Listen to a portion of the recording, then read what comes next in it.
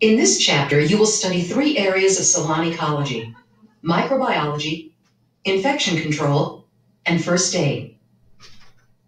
Microbiology is the study of small living organisms called microbes, such as bacteria, viruses, and parasites. In this portion of the chapter, you will learn about microbes and their relationships to disease. Bacteria, sometimes called germs or microbes, are tiny one-celled microorganisms. Some are harmless or non-disease producing. These are called non-pathogenic. Others are pathogenic. These are the disease-producing bacteria that you have to watch out for. Unsanitary combs, shears and styling implements, and dirty hands and fingernails all present ideal places for bacteria to grow. There are 3 types of pathogenic bacteria common to the Salon: cocci, bacilli, and spirilla. Cocci are round-shaped bacteria that appear singly or in groups. They come in 3 disease-causing varieties. Staphylococci are pus-forming bacterial cells that form grape-like bunches and are common in abscesses, pustules, and boils. Streptococci are also pus-forming bacterial cells that form in long chains and can cause strep throat, rheumatic fever, and other serious infections. Diplococci grow in pairs and cause infections, including pneumonia. Bacilli, the second group, is the most common form of bacterial cells. They are rod-shaped and produce a variety of diseases that include tetanus, tuberculosis, and diphtheria. The third group of interest to the stylist is spirilla. These pathogenic bacterial cells cause highly contagious diseases such as syphilis and cholera and are spiraled or corkscrew in shape. Bacteria have a 2-stage growth cycle: active and inactive. During the active cycle, bacteria grow actively. As many as 16 million offspring can develop in 12 hours. When conditions are not favorable for growth, bacteria can have an inactive or dormant stage until conditions become favorable again. Other infectious agents include viruses. These are smaller than bacteria and are also sometimes called microbes. They cause diseases like the common cold, chickenpox, mumps, smallpox, rabies, AIDS, and human hepatitis B and C. And then there are parasites, plants or animals that live off another organism. Parasitic plants in the form of molds and yeasts can cause ringworm and nail fungus. Parasitic animals include insects like itch mites and head lice.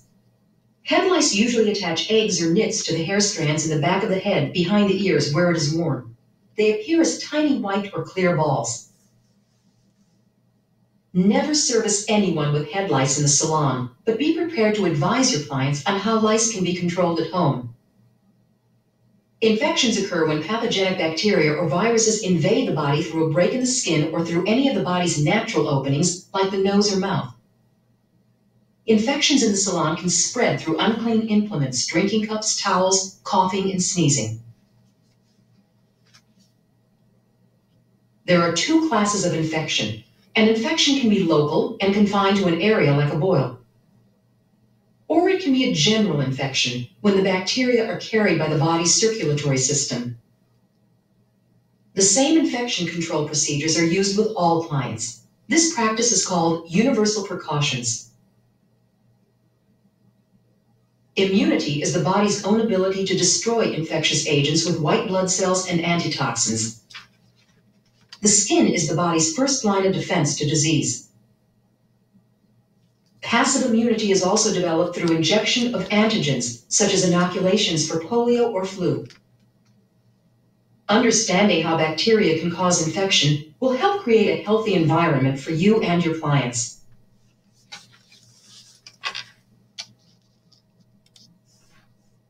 Infection control describes efforts to prevent the spread of disease and kill certain or all microbes. Infection control includes sanitation, disinfection, and sterilization.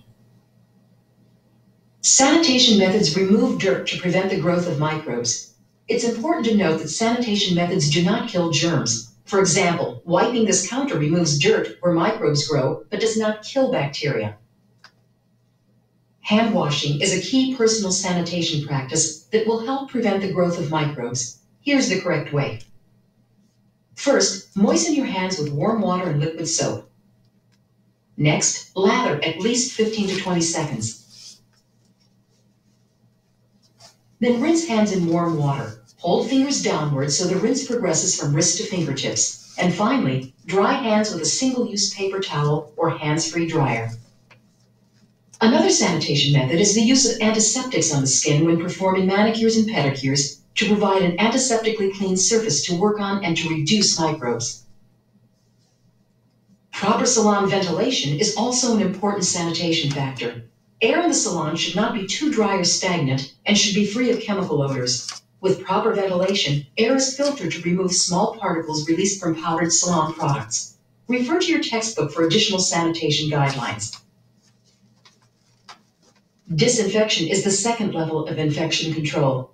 Disinfectants are chemical products used to destroy or kill bacteria on the tools and implements used by cosmetologists.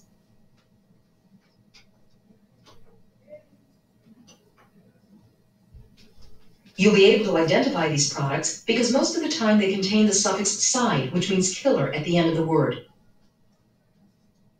But use caution. These chemicals are strong, and although they work well to disinfect styling implements, they can burn your skin. As an employee, it is your right to know what's contained in a product you're using.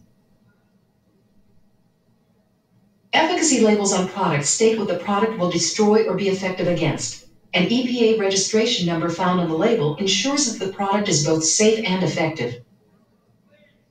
It also establishes standards for the safe use of toxic materials in the workplace. OSHA, the Occupational Safety and Health Administration, is a regulating agency under the Department of Labor. It requires manufacturers to issue material safety data sheets, MSDS, which provide information on their products' ingredients, hazards, combustion levels, and storage requirements.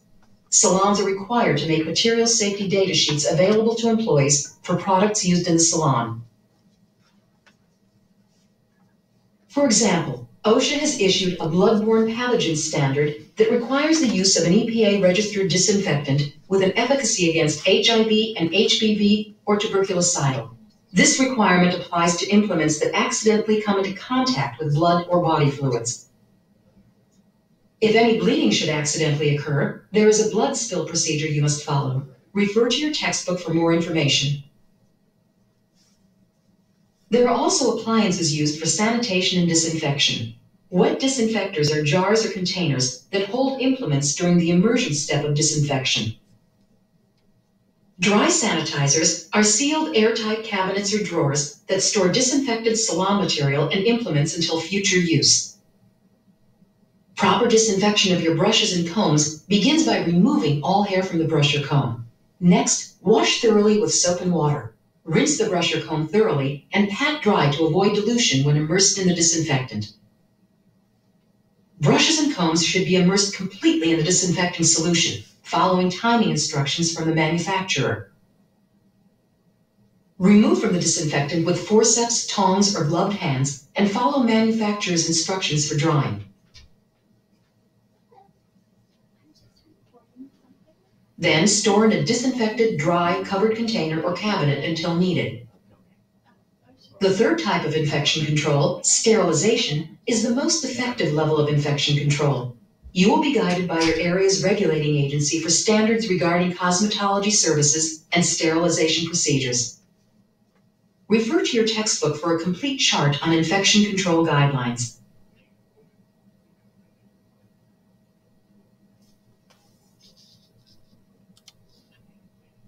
Sound safety procedures are an important part of all salon ecology programs. That makes it important for you to understand simple first aid procedures, like the emergency care of cuts, minor burns, and eye injuries.